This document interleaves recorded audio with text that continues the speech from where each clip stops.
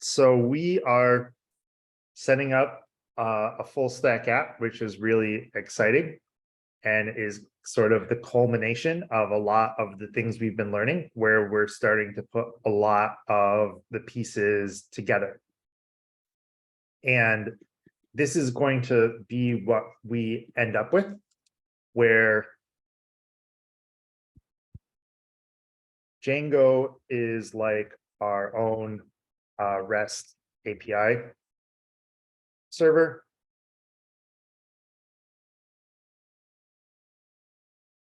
Where think about you've written React front-end code and interacted with third-party APIs via Axios. Now we're going to write our Django web app, whose job is going to be that API. And we're going to write our own database that we connect to Django with PsychoPG2 with Postgres as our database. And then React, we are going to use as the front end or the client of the application.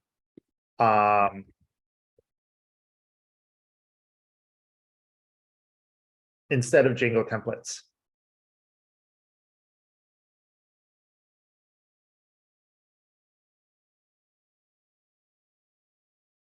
And this is quite cool. Honestly, it's a lot of fun. And really, I guess those are the project features. The project structure I'm going to talk about now. And really today is about structure and configuration, about how to set this up, because it has a couple moving parts. And that's kind of the main thing with the project like this. So let me very quickly make two directories. And can everyone hear me okay and see my screen okay and read everything okay? Yes. Thank you. Awesome. And I apologize, folks. I don't have a great I don't have the right adapter for my laptop, so I don't have like the full Zoom grid open to see people's faces. And I do have the chat open, but I don't have the participants window open. So if someone can just do me a favor and sort of be the master of ceremonies, and if someone has a question, there's a question in the chat, that would be awesome. I got you. Thank you. Thank you so much. So, and I apologize, I know here we will I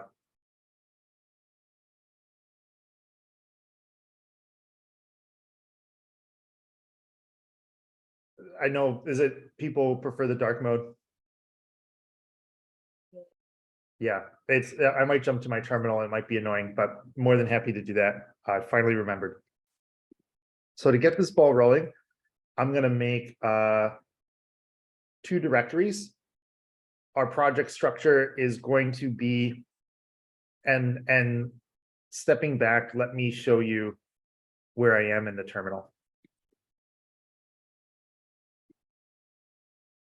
So we're in the demos and notes repo right now, and I've created a directory in there for today's lesson.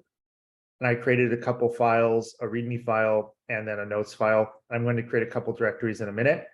But for your own projects, this directory would be your project directory. And that's why I put the README MD file here. This is going to live in the root directory of the project. This is where your git ignore file would be. It would be the root directory of your git repo that holds your project, just to kind of give a little context and orientation. And now let's see where we put the front end stuff and the back end stuff. And I think I'm going to start with the front end.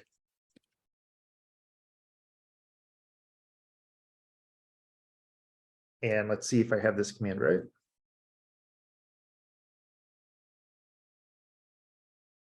So I just like to use client and server, and we're making a React project.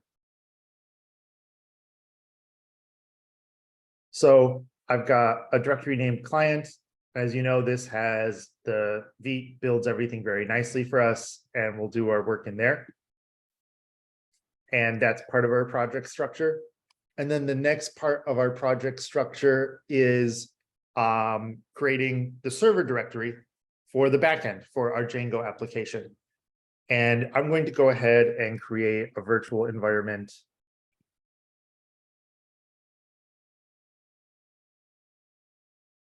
I'm just going to name it them.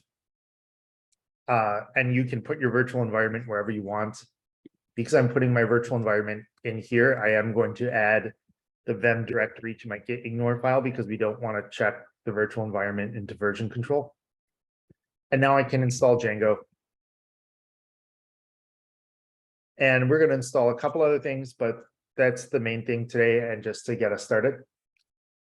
You forgot to activate the virtual environment. Oh, no.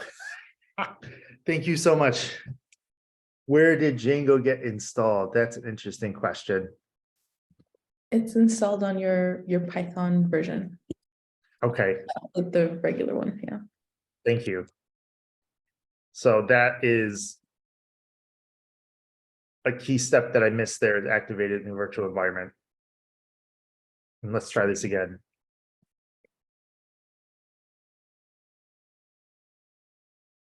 Awesome. And actually, I should confirm, if I look in here, I see Django in the list of libraries, so I think we're good to go. And the virtual environment is activated. And now I can go ahead and I can start a Django project.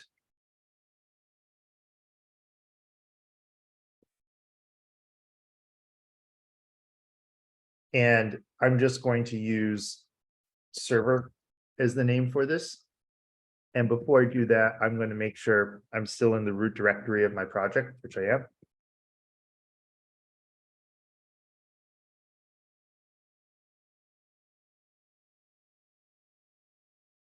Okay. Awesome. So not the most innovative name, but honestly, that's not the worst thing because our project structure is getting a little more complex now, right?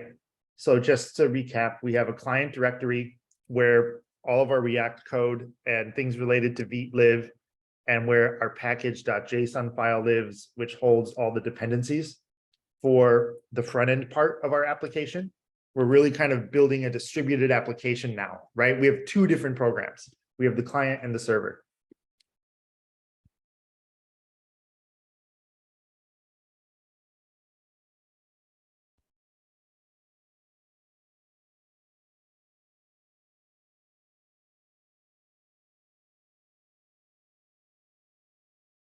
And I think that's one of the kind of cool and interesting differences with as we get into this project structure.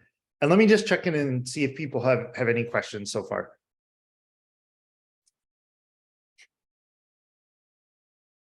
Okay, awesome.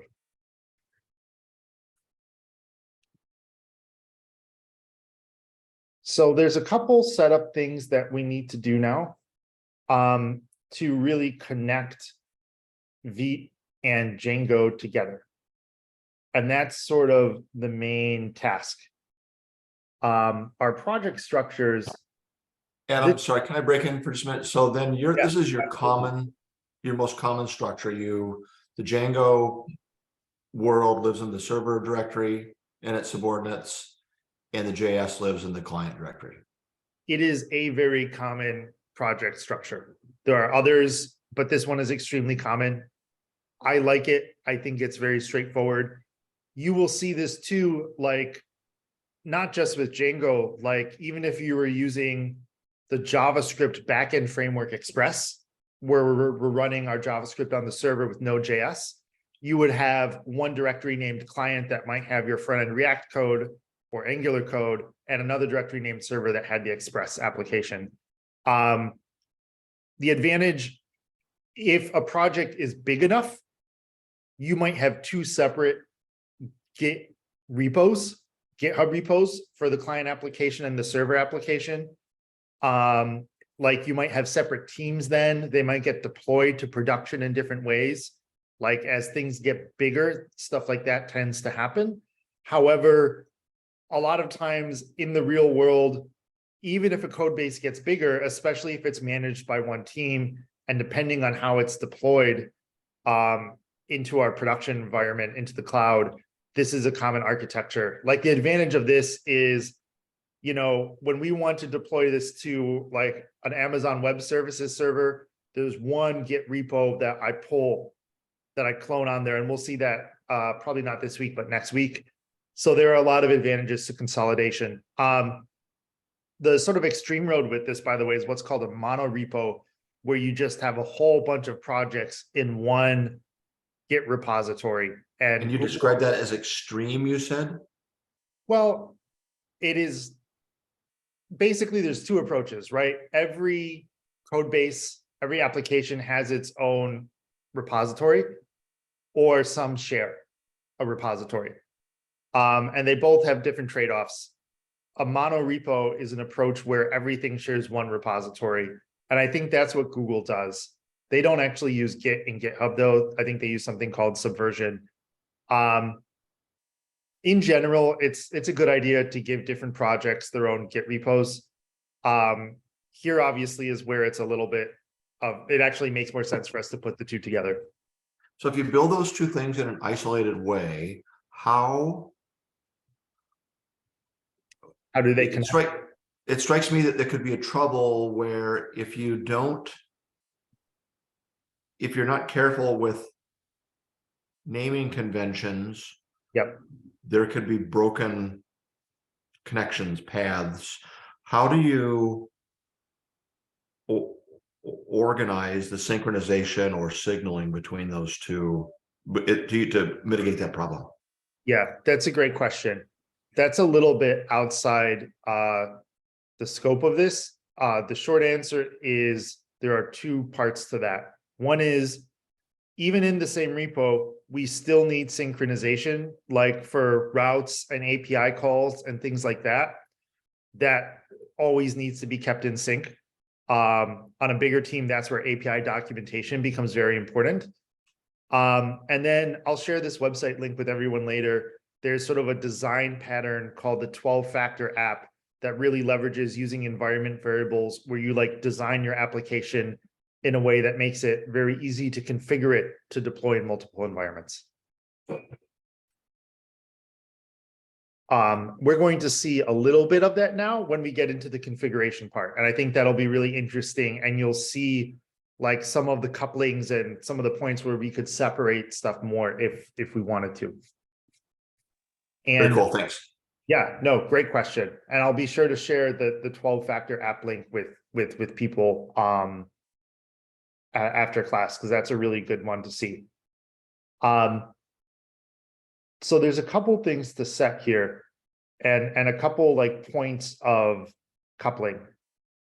The main one with project configuration is, where does our JS go now?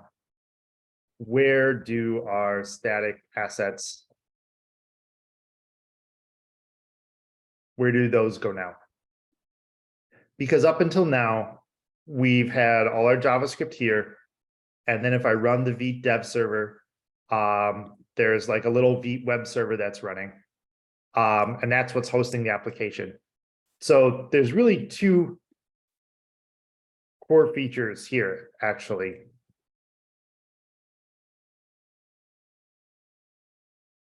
Django is like our own REST API server. And I guess this isn't really a feature.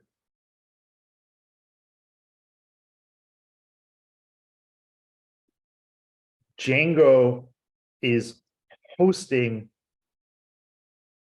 our React application. Django hosts the index.html page that our React app mounts on. Right, where we need to go is this index.html that Vite generates for us. And I know, can someone maybe describe to me what's going on here, like with line 10 and line 11? Because that's kind of the really interesting part of how React connects to everything.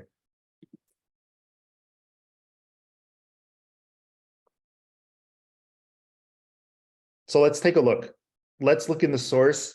Let's look at main.jsx. Can someone maybe talk a little bit, what is your best guess about what's going on with this React DOM.create root function that we're calling here and doing all this stuff with?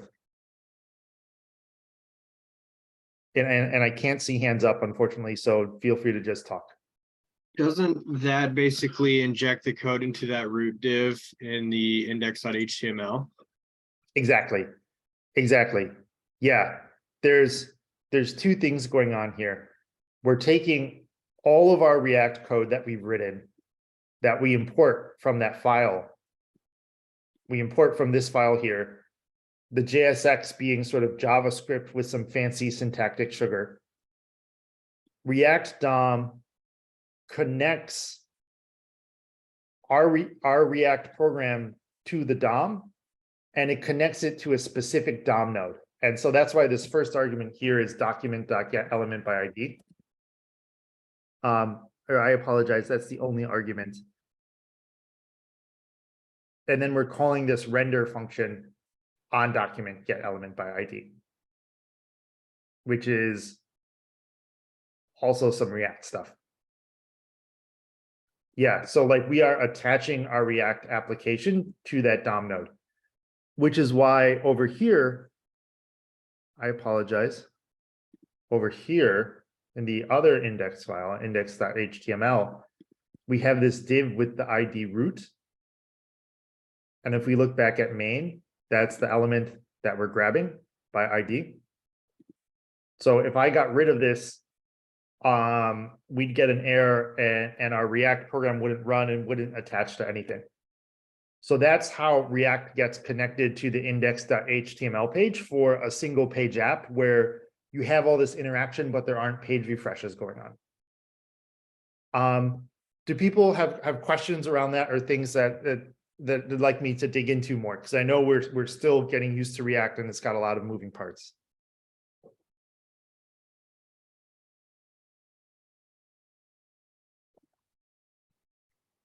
Cool. So the question is, what server hosts this index.html file? Until now, we've been using the vite dev server.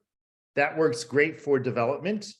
For deploying into a production environment, it would not work well at all. And also, now that we want to talk to our Django server, especially with like cross-site scripting vulnerabilities, there are a few things that make it a little easier to have Django host this index.html page for us. But the main reason really is because that's our production deployment situation.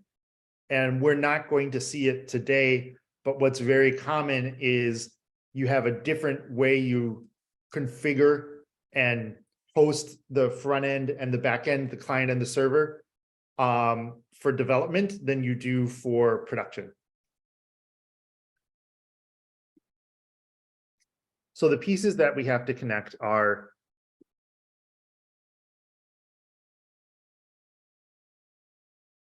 the JavaScript and the static assets, and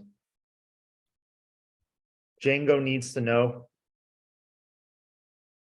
where front-end assets are, and our build tool, vite, needs to know where to put those front-end assets.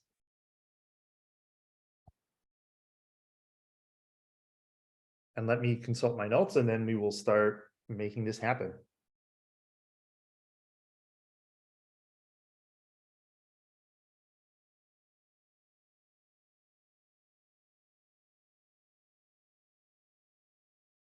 So I think the place to start is on the front end.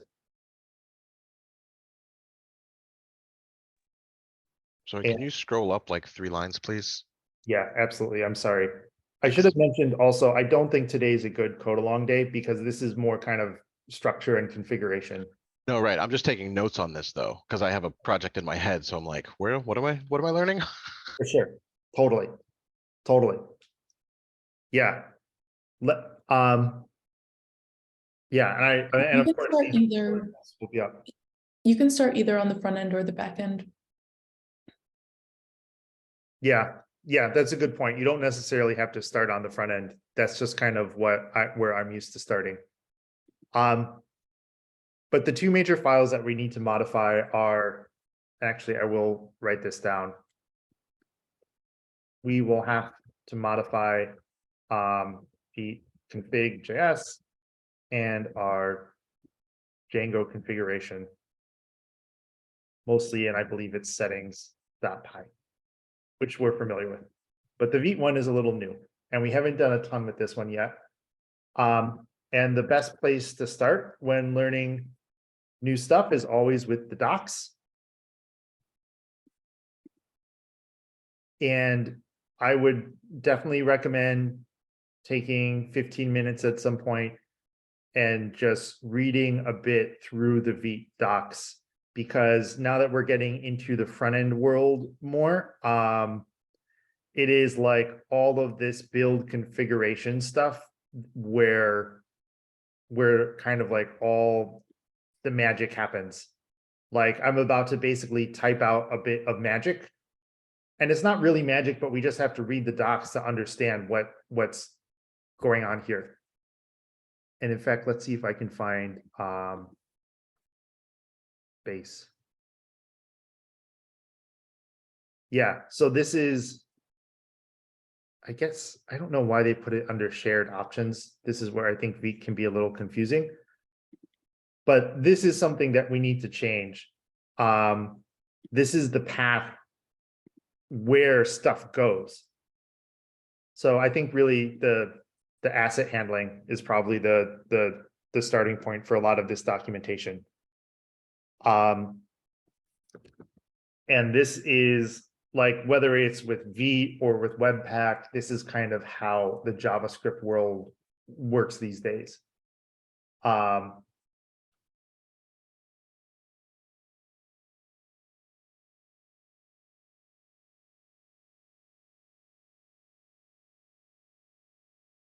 So we also have to do a little bit of work telling Vite like what URLs to look for stuff in. We also need to tell, and what I'm doing here, by the way, is this is a JavaScript object that's being passed in as an argument, and I'm modifying and adding properties to that JavaScript object. And now we have to tell Vite where to put stuff.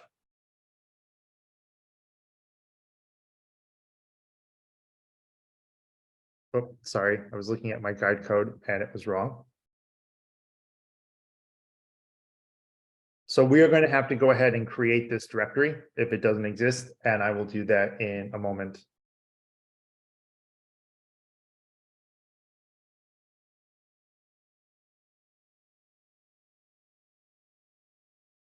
So the term that you'll commonly hear is like the bundle. We'll talk about like a bundled JavaScript application.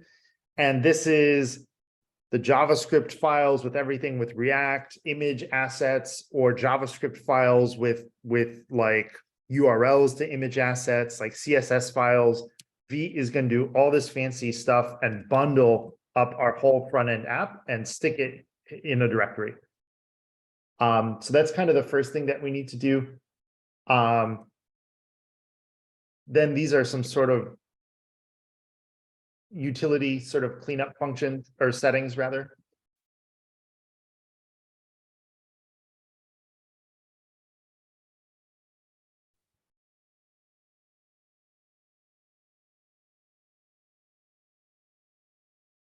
We want to make sure that when we change our application and run another build of the front end code, that we get rid of the old stuff. And source maps are a useful tool for debugging on the front end that we can talk about a bit more later. And the context here is with Vite, I know we've all been running the dev script. Like the build script is what we're going to run now. And can someone maybe tell me what you know about the Vite build script? Or if we are unfamiliar with it.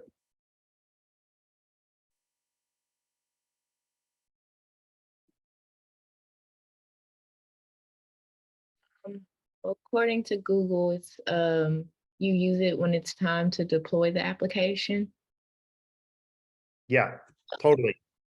You use it when it's time to deploy the application. It bundles everything into one file, was a comment in the chat, which is true. unfamiliar, which also makes sense because I don't know if we've touched on it a lot yet. So stepping back a little bit, the context with all of this like is the browser understands JavaScript, right? It doesn't understand this JSX syntax at all. If you try to just copy and paste like this stuff into the browser, you would probably get, or into the JavaScript console in the browser or something like that, you would probably get an error. What happens with modern JavaScript front-end applications, with React, with almost everything these days, is what's called transpiling. So compiling, just stepping back a little bit, I'll just sort of add like background context as a category here. Background context. So compiling, transforming one language into another. C++ into assembly. Java into Java bytecode. Transpiling, transforming one language into another version of itself. Same language, different flavor. JSX into normal JavaScript. It used to be that we had to transpile JS with like modern language features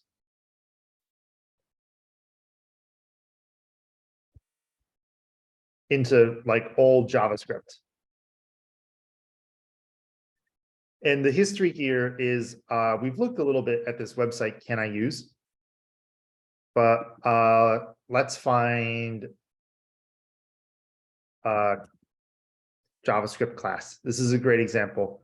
So ES6, we've talked about this a little bit, but the ES stands for ECMAScript.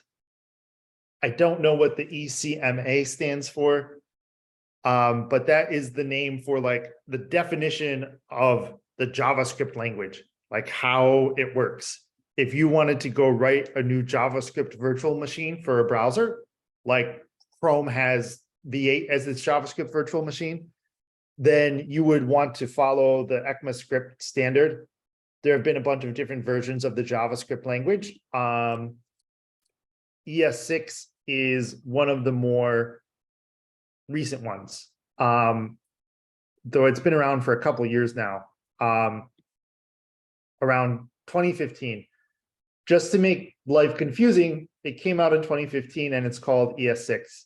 And it has a bunch of different language features. And so on this website, Can I Use, like we can see the history of things like a JavaScript class or an arrow function is a great example.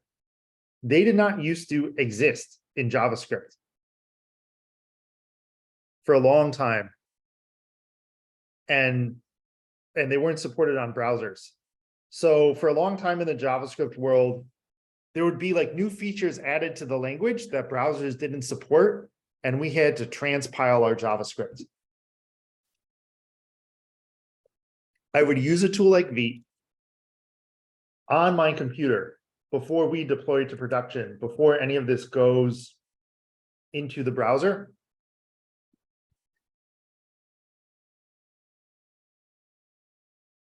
I would write my JavaScript with the cool new language feature I want and transpile it into plain old JavaScript that the browser can understand. Excuse me. Let me just check in there because I know I'm going on a little bit of a tangent, but I want to explain like what's going on with this vite build command that we're about to run. And by the way, which has been happening all the time, the vite dev command just also runs that build command for us. Like over here, vite dev, this doesn't just run the little web server, the vite dev server that's been hosting your React app. It also runs some version of the vite build command and is transpiling that JavaScript. So let me check in and see what questions or thoughts people have, and then we'll go on a bit more.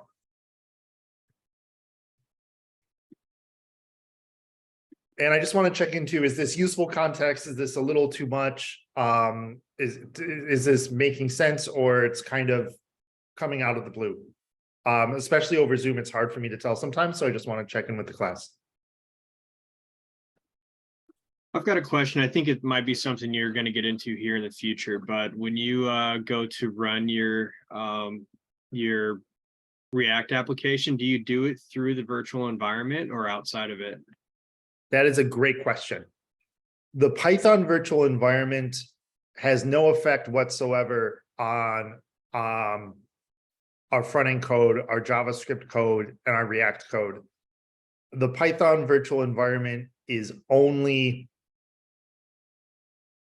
relevant for Django.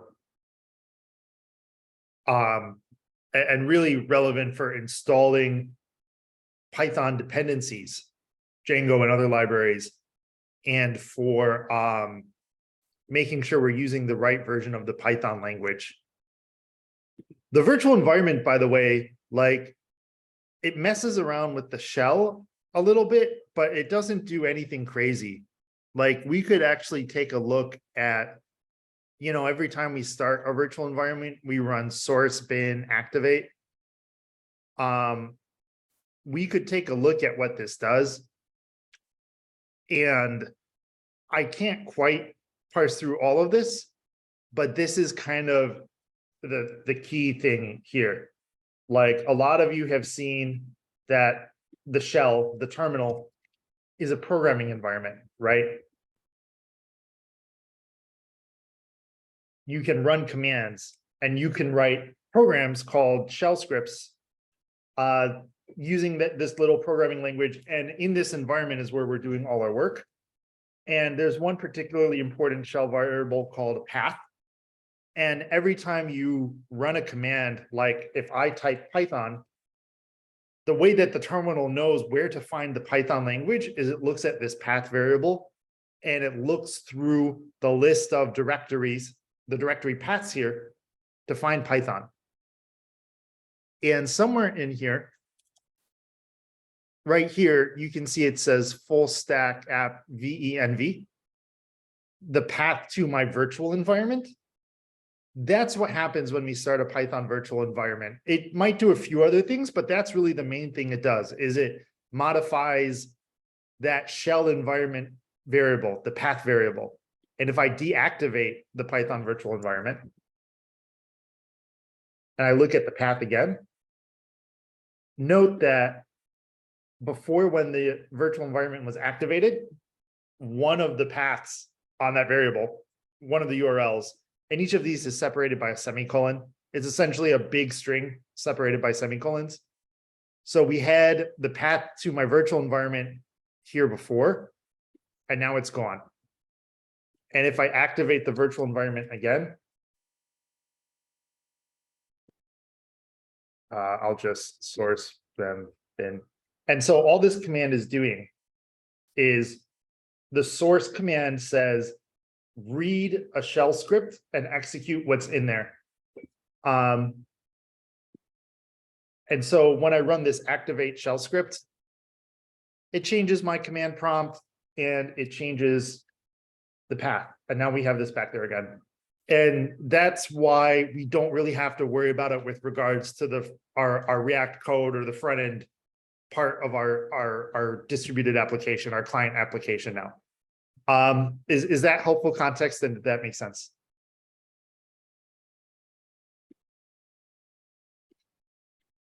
Yep, thank you.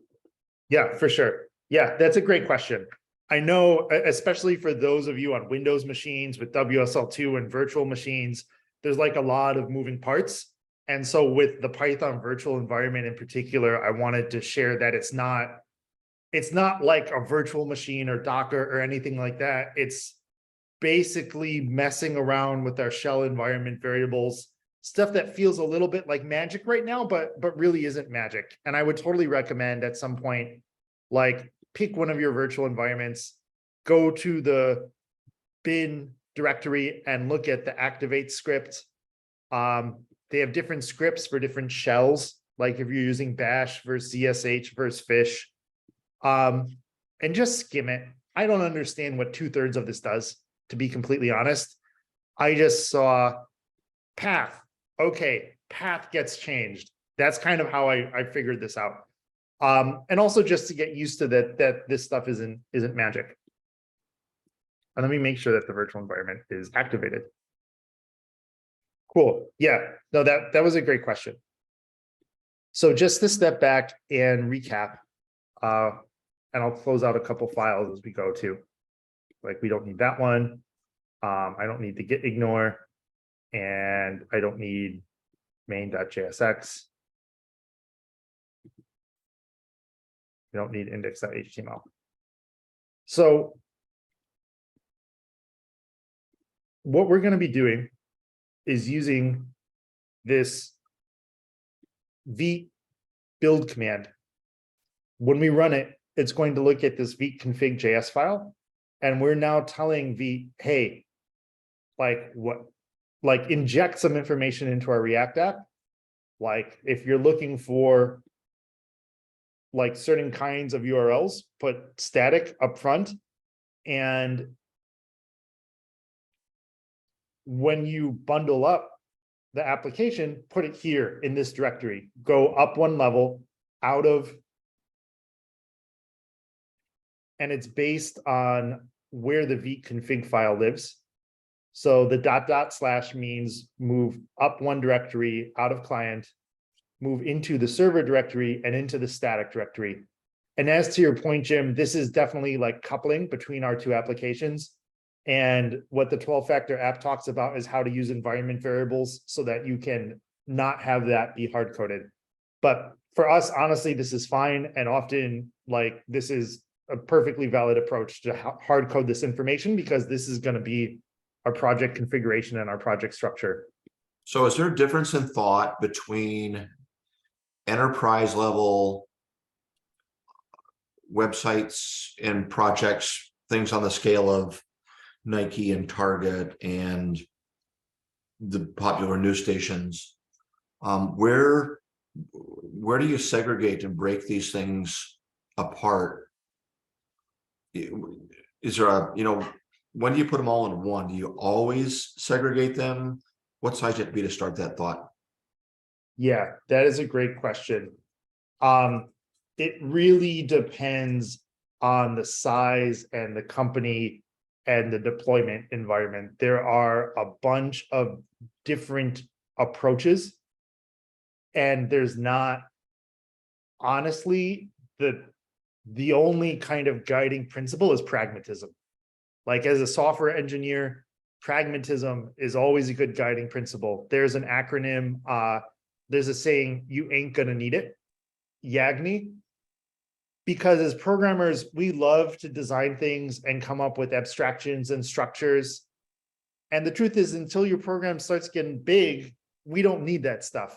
And it's easy to spend a lot of time writing code that we end up not needing, which in the business environment means that projects get delayed and stuff like that. So in terms of like a guiding principle for how to like structure projects, pragmatism really is the only guiding principle. And all the other strategies are based around that. And so my sense is when you look at someplace, let's talk like CBS News. You drop into cbsnews.com and you probably get a chance to go to CBS Sports and CBS Nighttime Entertainment and CBS Weather. And it's my bet that all three of those things are really isolated, independently developed environments, and you simply have the top level CBS News organization that's aggregating or assembling links to jump off to those special. It really depends. That is possible. It's also possible it's one code base. It really depends. It varies based on the org. You're right, as things get and companies get really big, that's what happens. But it depends on like company structure, like which teams are responsible for this. It depends on like the guts of how we deploy this onto our infrastructure. Because like your deployment strategy can impact how you want to kind of break a project up. So there's not, it really depends. What you're describing is definitely one valid approach, but I could also see for perfectly valid reasons, maybe they want to consolidate because that matches their deployment strategy and how their teams are organized.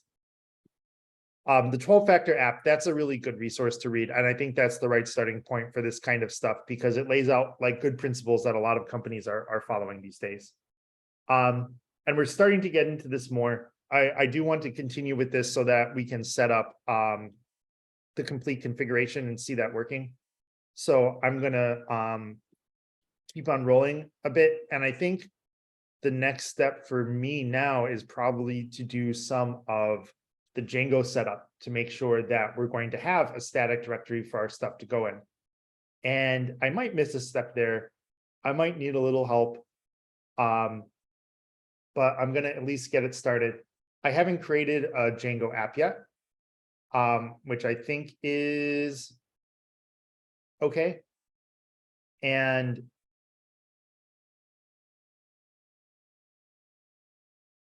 what I am gonna do is set the static directory. And I think I'm going to do that in settings.py. And that's probably our next step here. And let me do a search and see if we have what it's currently set to. So that is the static URL, and that is probably what we want to leave. And I think what I'll just do is right below it, set the directory where our static stuff is going to live.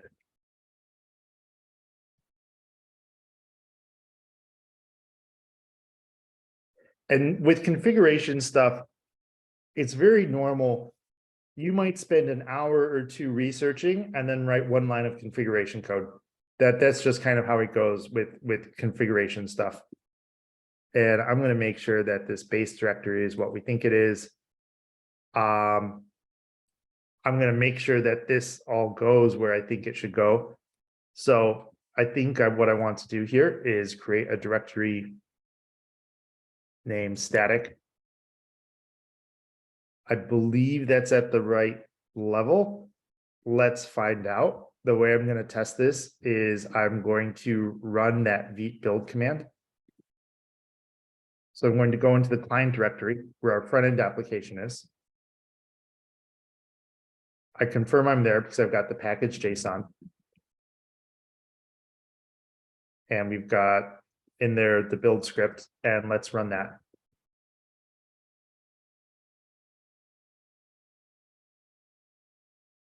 And it looks like I have an error in the vite.config, which is not super surprising. And let's see what that error is. Oh, I know what step I missed. It's a very important and basic step. Can anyone tell me? I forgot to run npm install to install our JavaScript dependencies like Vite and React and whatever else needs to be installed. And so the node package manager npm, instead of a requirements.txt, we have this package JSON file, and those things are put in this node modules directory.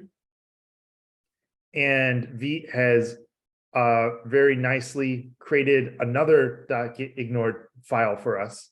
And you can have multiple .getIgnore files in your project. And the node modules directory is there because we don't want to check that stuff into version control. And at some point, we'll also put like our build directory as well, because we might not want to check that into version control.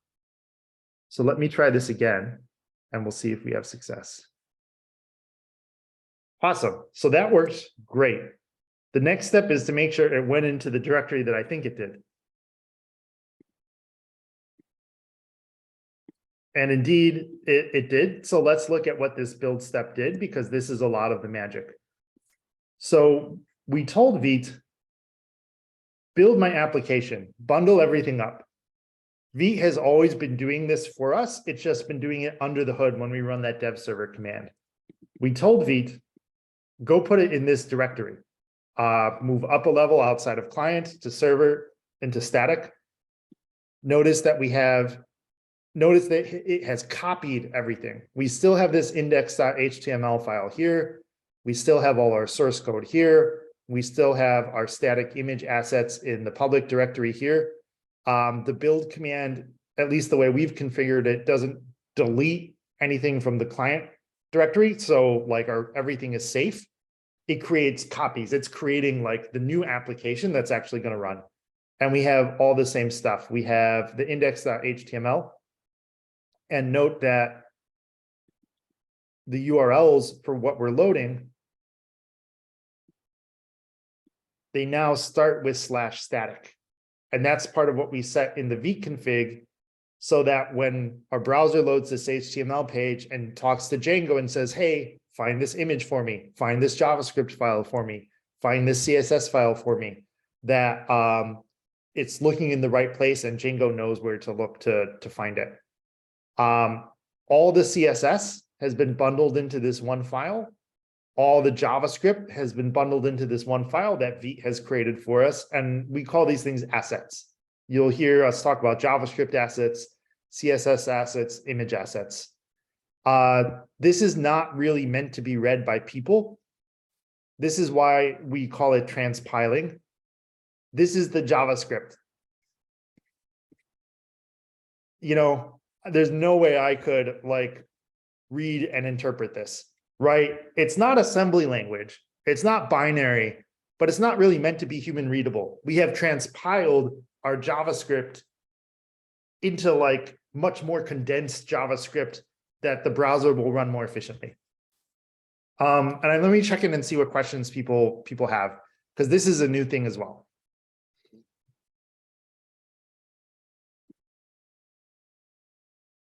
Great question about minifying. Minifying is part of what the Vite build tool does for us.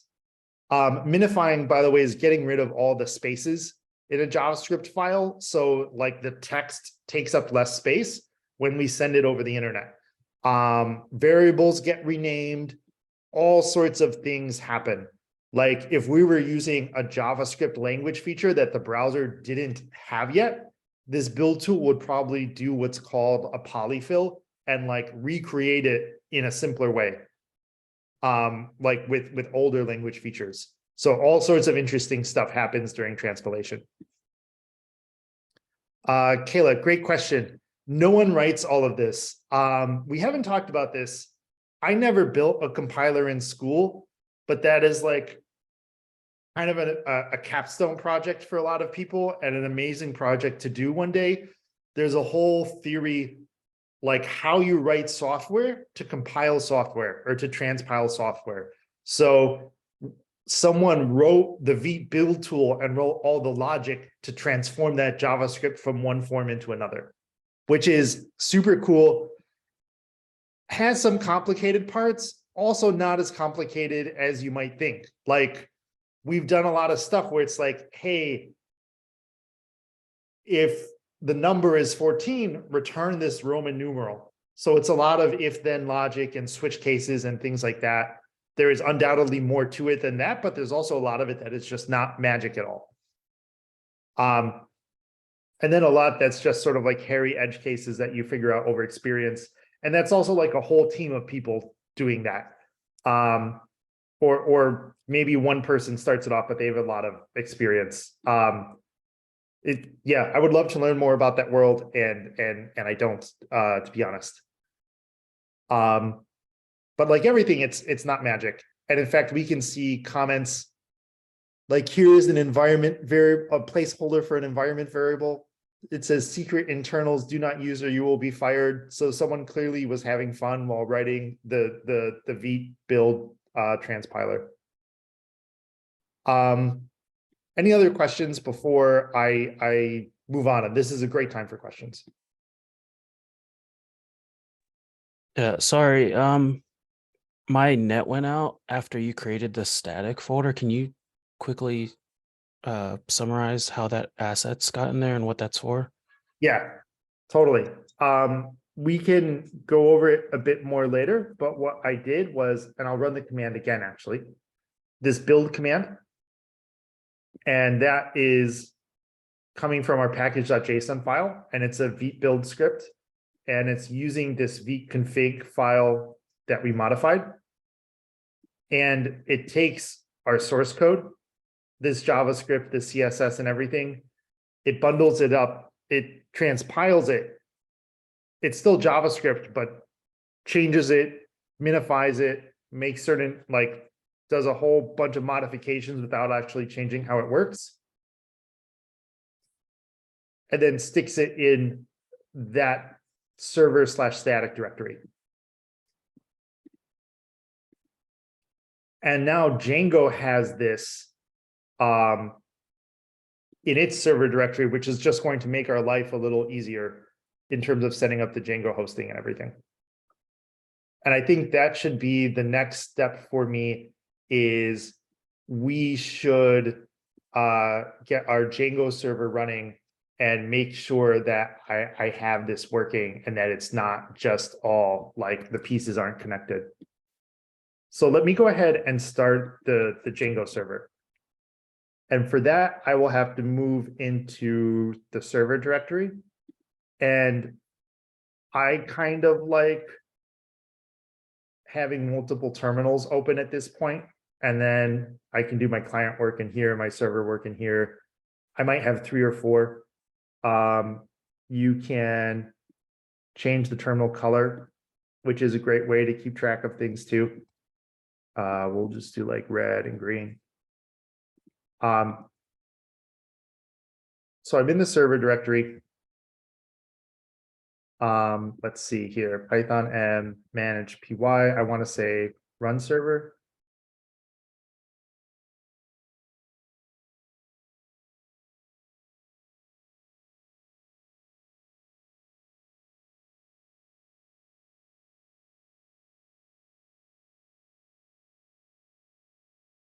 There we go.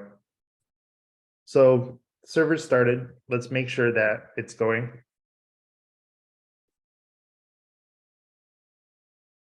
And now obviously we do need to make a route and connect it. And make sure that I can host my React app. So I think I'm going to make like a very simple route. I haven't created a Django app yet or anything like that. And I'll cross that bridge later. And also that's something I think you folks are pretty familiar with right now. So let's make a base path. And we'll create a views file in a second, and we'll just name it index. And I'm going to create a file. I'm going to name it views.py. And need to pass the request in, and we'll put pass. And here I may need to refer to some of my guide code very quickly. So bear with me for a second, folks.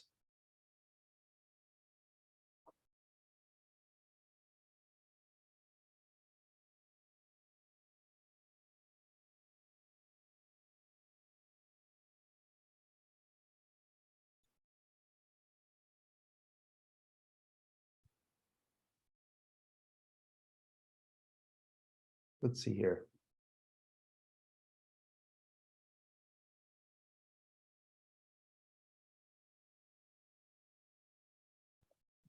Perfect. Okay. Thank you for waiting. So we're going to want to import our Django HTTP library.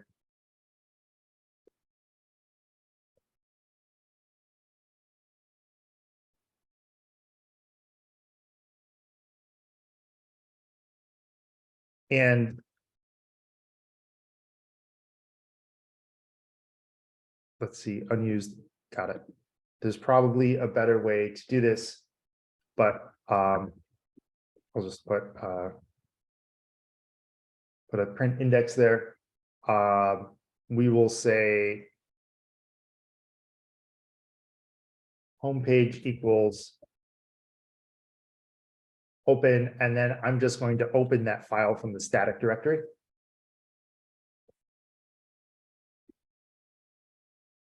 And use the read command. And I believe that will give me essentially that HTML, and then we're going to return that HTML in our response.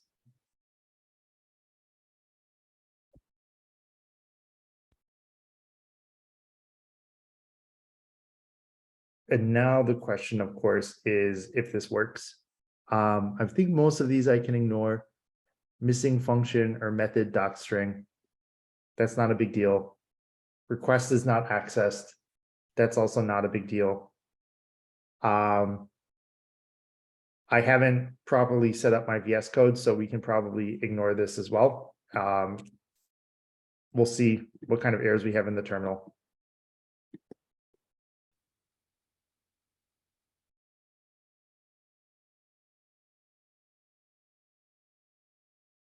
So let's run the server again. And let's see what I got wrong.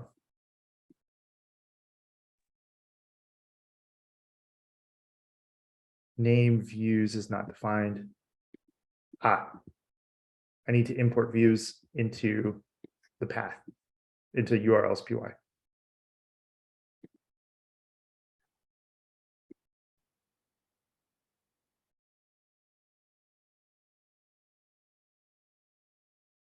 Let's try that again.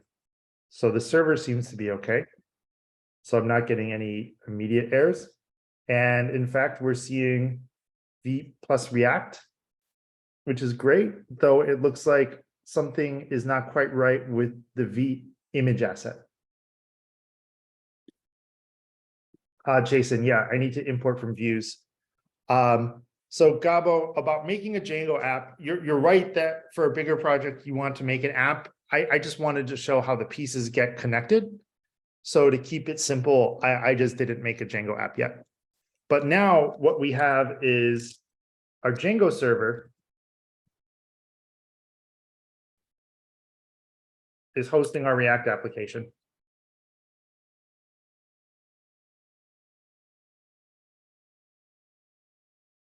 Which is awesome. And this is working. And if I open DevTools and I poke around, you know, we can see we've got all this stuff we would expect. If I look at sources in static assets, we see all of this. What the source map setting in the Vite build tool does, by the way, is connect source code to the bundled JavaScript so that we can use the debugger and add breakpoints, and that code is more readable. There's a bit more to it than that, but that's the gist of it. I would like to know what I got wrong with the Vite logo. It looks like for some reason, this image source is not quite right. I feel like it should be probably /static Vite SVG. And now that works. So that is something, either it's hard coded in the HTML or I did something wrong in my Vite config, in the build config. So let's take a quick look there and see if there's an obvious solution. So I'm going to very quickly look at the index.html and see what we have for that Vite image asset. And I don't know if the issue is the /, but if I change it here to static, that's fixed. Though now this raises the interesting question. I have changed my source code in client. How do I get that change over to Django? I would like to be able to refresh the page and see the change I made reflected here. So can someone walk me through what I have to do to make that happen? It's not too complicated and it's not too much of a trick question, but we're going to walk through it manually and then automate it for better workflow. And Eric, exactly. We have to run the build again. Yeah, Icarus, exactly. So I have to go over here. I have to run this npm run build command again. we've created new assets based on that. And like, if I go up into server static assets image.html, we should see our change reflected. And it is right here, in fact. You know, and I think the issue is the Vite build tool puts static in front of some of this stuff automatically for us, but maybe not all of it. Like, if you look here, this source link for the script doesn't have static in it. But in the JavaScript code, I think Vite then adds it, but because this is in the index.html file, that's why. Okay, the Vite build tool can only modify URLs in our JavaScript code. Like, it doesn't do much. It might do a little with this index.html, but that's probably why there was the issue. So anyway, we ran the build command again. And now if I refresh the page, I still have a problem. So what might I need to do? Did SVG get copied to the assets folder? That is a great question. I think the answer is yes. Let's confirm.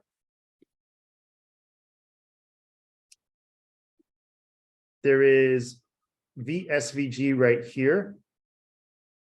And it is not in the assets folder. That's okay because the path is not to assets. It's just static Vite. I think what we might have to do is restart the Python server as well, because we modified index.html. And I'm not sure when we refresh that request if that's happening. I could be wrong there though.